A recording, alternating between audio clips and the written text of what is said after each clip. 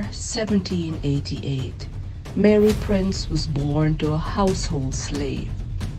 At the age of 12, Mary was separated from her family. She was exposed to cruel and harsh treatment at the hands of her masters. This, however, did not deter Mary from fighting tirelessly and vigorously for her freedom. As history would have it, Mary Prince was known for being the first black woman to relate her narrative as an enslaved woman. This is Mary's story on the island of Bermuda. Mary Prince was born on a farm at Brackish Pond belonging to Mr. Charles Miners in the parish of Devonshire. Her mother was a household slave and her father was a carpenter whose name was Prince. Prince belonged to Mr. Trimmingham, who was a builder of ships, and they lived at Crow Lane. When Mary was a baby, Mr. Miners died, and there was a partition of the enslaved and other property among the Miners family. Mary was purchased along with her mother by Captain Darrell and given to his grandchild, little Miss Betsy Williams. Hey Mary, wanna play at this new doll I got? Sure, Miss Betsy. You see, Mary, I got this new doll from one of Dad's travels. We can play dollhouse. I will be the mom, and you along with the doll will be my children. Oh, how I love Miss Betsy, and she loved me dearly. I must tell you that having Miss Betsy as my mistress seems like the happiest bit of my life. Mary was too young to understand the impacts of being enslaved. Mary, it is time for you to help me fill the laundry and time for Miss Betsy to have her supper. Please hurry, my child, and don't keep me waiting too long. I'm coming, Mama. Mary's mother was a household slave in the Williams family household. She also cared for Mary and her siblings. All of the prince's children played together with Betsy. You, yes you. As Mary's mother and a house slave in the Williams household, let me tell you a little bit about my master, Mr. Williams. He was a very harsh and selfish man.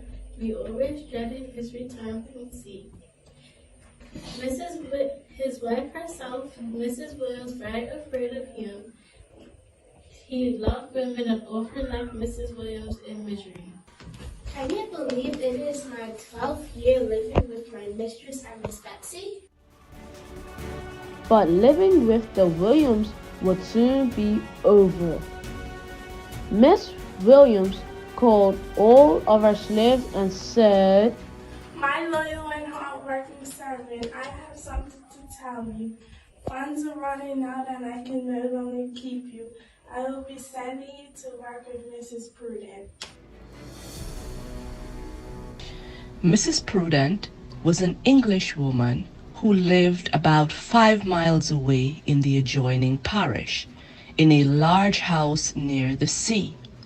What will happen to Mary and the Princess family now? I will miss my mistress and Miss Betsy. I will miss my mother, my brothers, and my sisters. Oh, my spirit is broken and my heart is weak. Mary's new mistress, Miss Prudent, was a passionate woman who treated her well for the most part. Mary did household chores and cared for the young children in the Prudence household. Mary, where were you so long? Don't you know you have chores to attend to? I went to see Mrs. Williams. She is sick. Mistress Williams at this point had become very ill. Mary still felt loyal to Mistress Williams and went to see her. Never leave your chores unattended. Do you hear me? I am so sorry, Mrs. Prudent. I just lost track of time. Mary's life with Mistress Prudence, including nursing the baby little Master Daniel. I grew so fond of taking care of the baby. My greatest enjoyment was to walk up by the seashore with him, accompanied by his brother and sister, Master James and Miss Fanny. Miss Fanny was a sweet, kind young lady, and she liked me a lot. She even taught me how to read and speak correctly. Hello, Mary. Today I want to see if you memorized the letters of the alphabet I taught you. Okay, sure. Here it goes. A, B, C, E, F, G, I, J, K, L, P, Q, R, T, U, Z.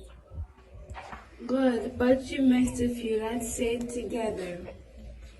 A, B, C, D, E, F, G, H, I, J, K, L, M, N, O, P, Q, R, S, T, U, V, W, X, Y, and Z. Today we will teach you how to spell a couple of words. Fly, F-L-Y. Fish, F-I-S-H. Free, F-R-E-E. After some time had passed, Mistress Williams died. Oh, poor Mrs. Williams. She had a different skin color to mine, but she was kind. She was kind. With the baby in her arms, Mary ran to the residence of her former mistress, just in time to see the corpse being carried out. Mary was devastated. After the death of Mistress Williams, Mary had to return to Mr. Williams. Rumors began to spread in the community that the slaves were to be sold for the dowry of Mr. Williams' new bride. You all have to go home directly. Your master, Mr. Williams, is getting married to a new mistress. You and your other sisters is going to raise money for the wedding. Although Mary was fond of Mistress Prudence's children, she knew that she had to follow the orders of her mistress. How Miss Fanny cried at parting with Mary! Mary then kissed and hugged the Master Daniel again and again. As Mary left Mistress Prudent, she walked home with a heavy heart. The idea of being sold away from her mother and Miss Betsy was so dreadful. Upon arriving at the Williams residence and seeing Miss Betsy in a broken voice, Mary exclaimed, My father's going to sell you all to raise money to marry that wicked woman. This is awful. It's downright criminal. My father just wants to marry that wicked woman. I cannot bear to think of that day. It was the day before the auction of Mary and her siblings. Her mother was filled with grief, as she said, My children, you will always be my children, and I love you dearly. Be of good heart. Mary had gotten no sleep that night because she was thinking of tomorrow. However, Betsy was hardly worried. The morning of the auction came. It came too soon for Mary and her siblings. Miss Betsy then kissed all of her enslaved help and said goodbye.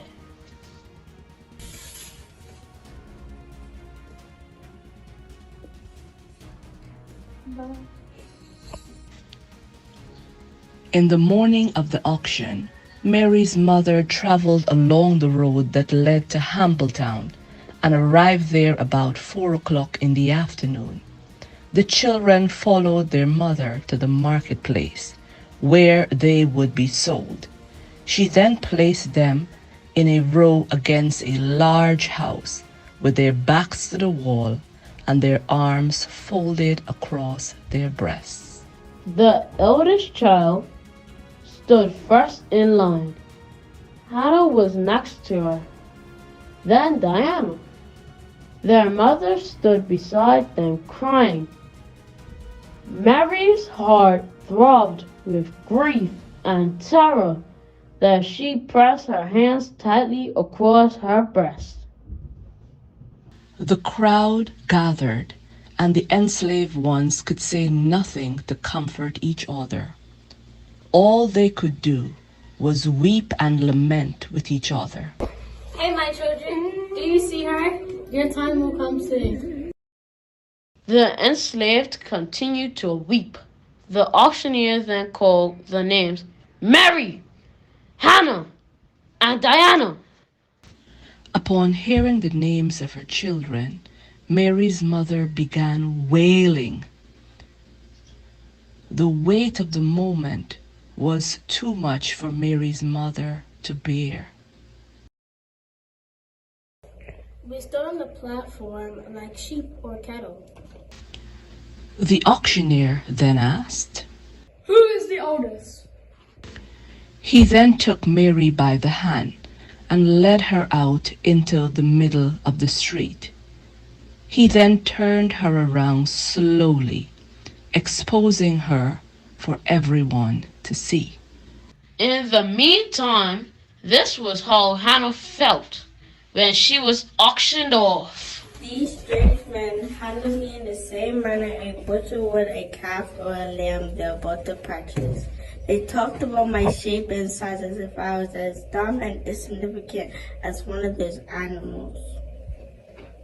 Mary looked over and saw her sister Hannah with tears in her eyes.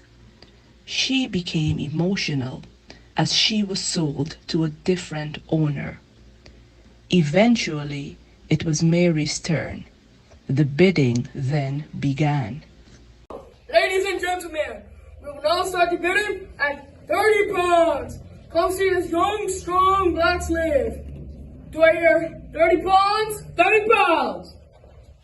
35 pounds. 35 pounds. Do I hear 40 pounds? 40 pounds. 50 pounds. Do I hear 55 pounds? 55 pounds. There was a brief moment of silence.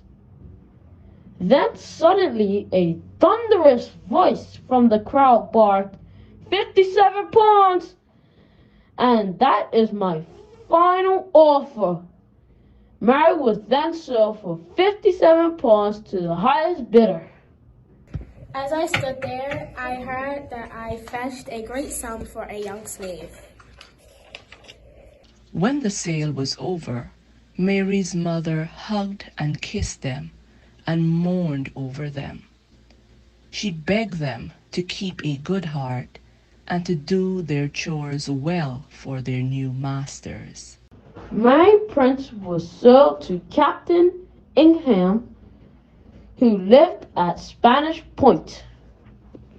As I traveled with my new master, everywhere looked strange. My heart was aching and I was thinking, will I ever get to see my mom again? Mary's heart was broken and she grieved silently. That night she reached her new home. The house was large and built at the bottom of a very high hill, but she could not see much of it that night. Upon entering the Igham's home, Mary stood in the corner crying. Mistress Igham then walked over to Mary and yanked off her head wrap. You do not come in here to stand up in corners and cry. You come here to work.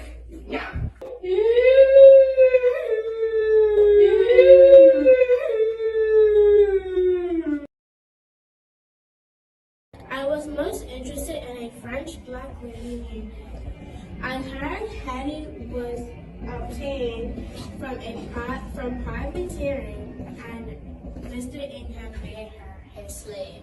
A few minutes after Mary's arrival, Hetty came in from milking the cows and pulling up the sweet potatoes for supper. She then tended the sheep and led them in the fold, drove the cattle home, and staked them about the pondside. Hetty also fed and rubbed down Mr. Ingham's horse, fed the dog and cow, and then she undressed the children and laid them to sleep. I like to look at Hetty working. Her face was the only funny face around. She later spread a blanket for me in the passage before Mrs. Ingham's door.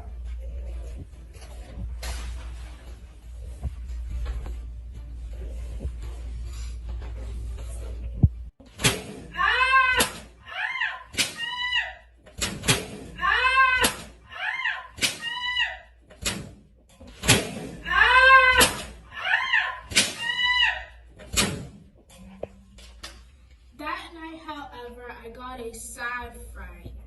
I heard some noises in my mistress' room. It was Hetty screaming in fear. That night, Mr. Ingham jumped out from his bed furiously and ran down the stairs with a long calf-skin belt in his hand. Loud, agonizing shrieks of poor Hetty were heard from miles away. Oh, Massa, please have mercy on me. Do not kill me outright. This was a sad beginning for me. I sat straight up in my blanket, trembling. I was tossing and turning, but couldn't sleep. In the Ingham's household, Aunt Hetty was the hardest worker, but was treated the vilest. I often called her Aunt Hetty. That's only because she was kind to me. Hetty's kindness was no match for the Ingham's wrath towards her, which was on display one dreadful day. It so happened that one of the cows had dragged the rope away from the stake to which Hetty had fastened it to, and got loose. Mr. Ingham then flew into a terrible rage. He instructed poor Hetty to be stripped down naked, even though she was pregnant. He flogged Hetty as hard as he could, both with the whip and the cowskin, until she was bloody all over. When he grew tired, he rested. Shortly thereafter, he resumed. Hetty's beating and horrific ordeal caused her to have a miscarriage. Hetty was repeatedly flogged by both Mr. and Mistress Ingham afterwards until she lay motionless in a pool of blood. When eventually Hetty died, all of her work fell upon Mary. Mary explained one of the most frightful days of her life while living in the Ingham household.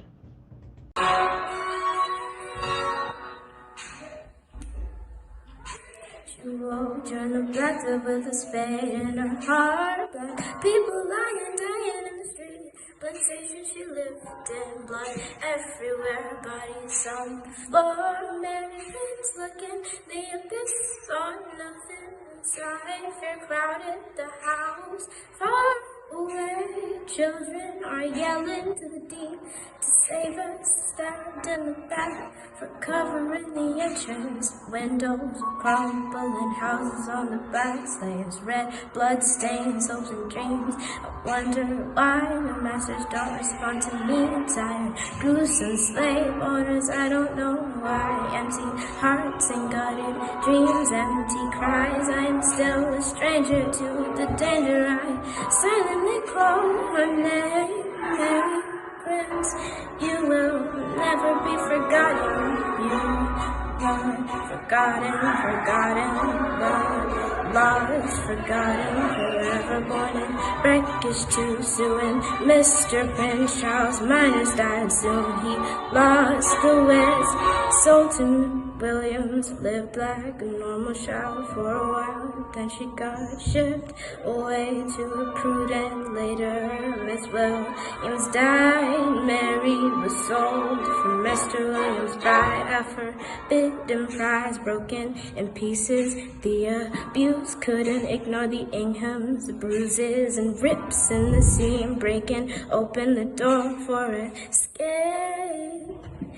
Taking her back, holding her breath, and all that's dark has come to light. Shipped away, eaten fiercely, Mary Prince. You will never be forgotten. You are not lost. You will never be forgotten. You are not lost. British abolitionist, protector of the enslaved, placed in bonds and branded her name. Mary Prince, you will never be forgotten. You are not lost. Forgotten. Mary Prince was shipped ways, and she parted the ways. You will not be lost. One day, there was a huge storm of strong winds and rain. Mary was sent around the corner of the house to empty a large earthen jar. This jar had an old deep crack that came apart as she emptied its contents. Mary then ran to Mistress Ingham to show her what happened to her jar. Mary exclaimed, Mistress, I could not help it. It was an accident. Mary went to Mistress Ingham trembling. Mary was stripped and flogged with the cowskin belt by Mistress Ingham. When Mr. Ingham came home that night, Mistress Ingham told him about the jar, and he began swearing and abusing her. He told her, Mary up and given 100 lashes. After beating her for some time, Mistress Ingham took a break to rest and returned, beating her again and again. After the beating, I crawled on my hands and knees towards the stairs and I lied down. My body was full of blood and bruises. You poor child. Sometime later, one of the cows got loose from my stake and ate the sweet potato slips.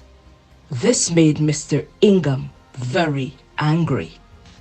Mr. Ingham then took off his heavy boot and struck Mary with such a severe blow that she shrieked with agony. After this ordeal, Mary ran away and went to her mother, who was living with Mr. Richard Darrell.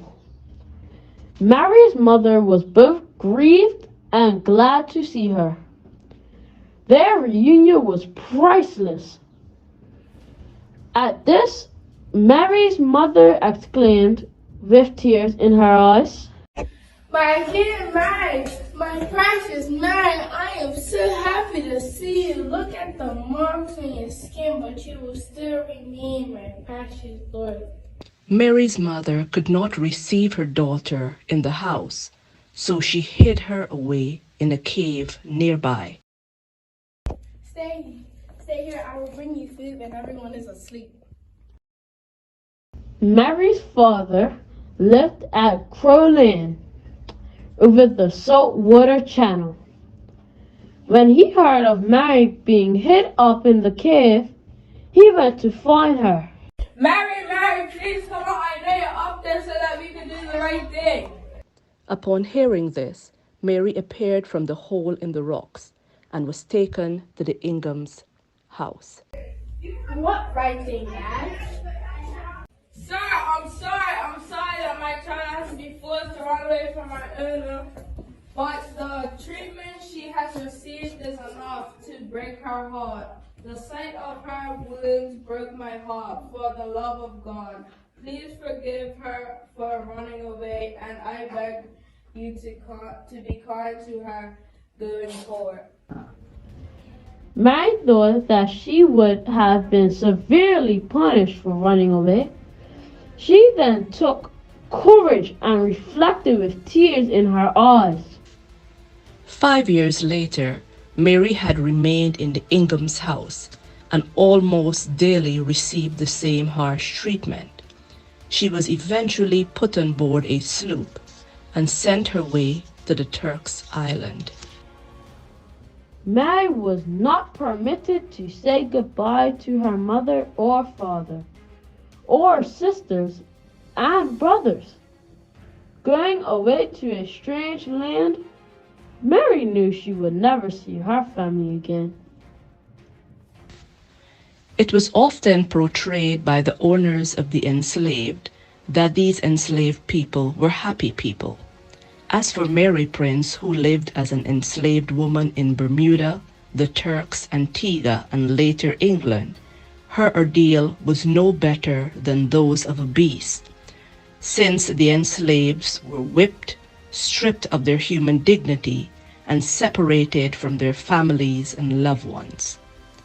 2 years after Mary Prince's accompanied the Woods to England, where she later sought refuge with the Moravian missionaries and anti-slavery society in London.